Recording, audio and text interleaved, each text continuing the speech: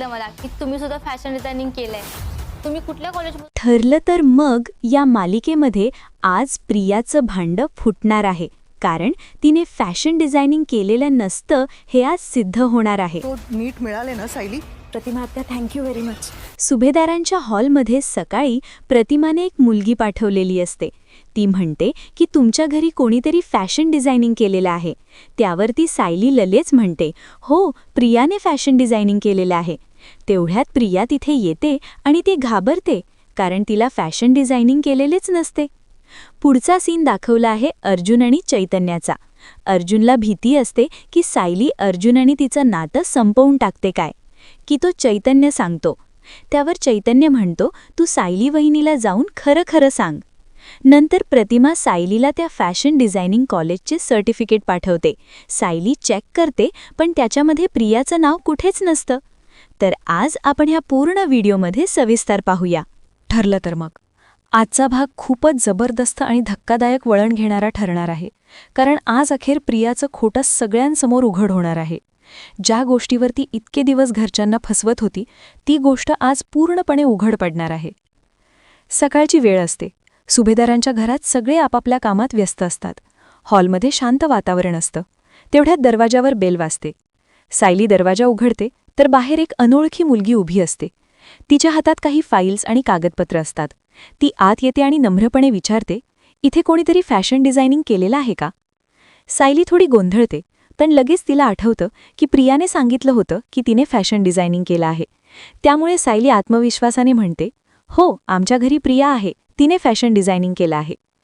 तेवढ्यात प्रिया तिथे येते, पण तिच्या चेहऱ्यावर का आत्मविश्वास पूर्णपणे गायब झालेला असतो.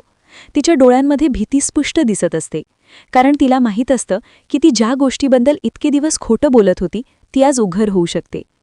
ती मुलगी प्रियाकडे पाहते आणि म्हणते, मॅडम, मला तुमच्या कॉलेजच्या प्रोजेक्टबद्दल काही माहिती हवी होती आणि काही व्हेरिफिकेशनसाठी आले आहे. हे ऐकताच प्रियाच्या पायाखालची जमीन सरकते. ती काहीतरी बहाणे करायला लागते. हो, म्हणजे मी सध्या थोडी बिझी आहे, नंतर बोलूया. सायलीला हे सगळं खटकायला लागतं, कारण प्रिया नेहमीच स्वतःला खूप कॉन्फिडंट दाखवत असते, पण आज ती खूप घाबरलेली दिसते. सायलीच्या मनात शंकेची बीजं रोवली जातात. दुसरीकडे सीन कट होतो अर्जुन आणि चैतन्याकडे. अर्जुन खूपच टेन्शनमध्ये असतो. त्याच्या चेहऱ्यावर चिंता स्पष्ट दिसते. तो चैतन्याला सांगतो, मला खूप भीती वाटतेय. जर सायलीला सगळं खरं कळलं तर ती माझ्याशी नातं तोडेल का? चैतन्य त्याला शांत करत म्हणतो, अरे, सत्य लपवून काही फायदा नाही. तू जितक्या लवकर सायली वहिनीला सगळं खरं सांगशील तितकंच चांगलं, नाहीतर गोष्ट अजूनच बिघडेल. अर्जुन द्विधा मनस्थितीत अडकलेला असतो. एकीकडे त्याला सत्य सांगायचं असतं, पण दुसरीकडे त्याला सायलीला गमावण्याची भीती वाटत असते.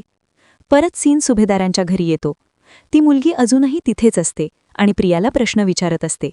प्रिया सतत विषय बदलण्याचा प्रयत्न करत असते, पण सायली आता पूर्णपणे सतर्क झालेली असते. तेवढ्यात प्रतिमा सायलीला एक मेसेज पाठवते.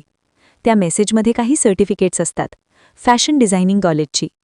सायली ती सर्टिफिकेट्स उघडते, एक एक करून तपासायला लागते. तिच्या चेहऱ्यावरचा भाव हळूहळू बदलायला लागतो. सुरुवातीला कुतूहल, मग शंका आणि शेवटी धक्का, कारण त्या सर्टिफिकेट्समध्ये प्रियाचं नाव कुठेच नसतं. सायली पूर्णपणे हादरते. ती प्रियाकडे पाहते. तिच्या डोळ्यात राग आणि विश्वासघाताची भावना स्पष्ट दिसते. प्रिया, हे काय आहे? सायलीचा आवाज थरथरत असतो. आणि त्याच वेळी अचानक एक मोठा ट्विस्ट येतो. प्रतिमा सायलीला त्या फॅशन डिझायनिंग कॉलेजचं सर्टिफिकेट पाठवते. आता सायलीच्या हातात एक मोठा पुरावा येतो. सायली खूप उत्सुकतेने ते सर्टिफिकेट उघडते. तिच्या चेहऱ्यावर थोडं टेन्शन, थोडी उत्सुकता असते, कारण तिला आतून वाटत असतं की आज काहीतरी मोठं उघड होणार आहे. सायली सर्टिफिकेट नीट तपासायला सुरुवात करते. ती प्रत्येक नाव वाचते, प्रत्येक डिटेल पाहते. आणि इथेच येतो खरा ट्विस्ट. त्या सर्टिफिकेटमध्ये प्रियाचं नाव कुठेच नसतं. हो मित्रांनो, एकदम धक्का बसावा असा हा क्षण असतो. सायलीला काही क्षणांसाठी विश्वासच बसत नाही. ती पुन्हा पुन्हा ते सर्टिफिकेट पाहते. कदाचित काही चूक झाली असेल, नाव चुकलं असेल असं तिला वाटतं. पण नाही, वास्तव काहीतरी वेगळंच असतं. आता सायलीच्या मनातला संशय पूर्णपणे खात्रीमध्ये बदलतो. ती समजते की प्रिया इतके दिवस सगळ्यांना खोटं सांगत होती, फॅशन डिझायनिंग केल्याचं खोटं नाटक करत होती. यानंतर सायलीच्या चेहऱ्यावर एक वेगळंच एक्सप्रेशन दिसतं. एकीकडे तिला राग येतो कारण तिच्या घरातच कोणी खोटं बोलत होतं, आणि दुसरीकडे तिला थोडं वाईटही वाटतं कारण तिने प्रियावर विश्वास ठेवला होता.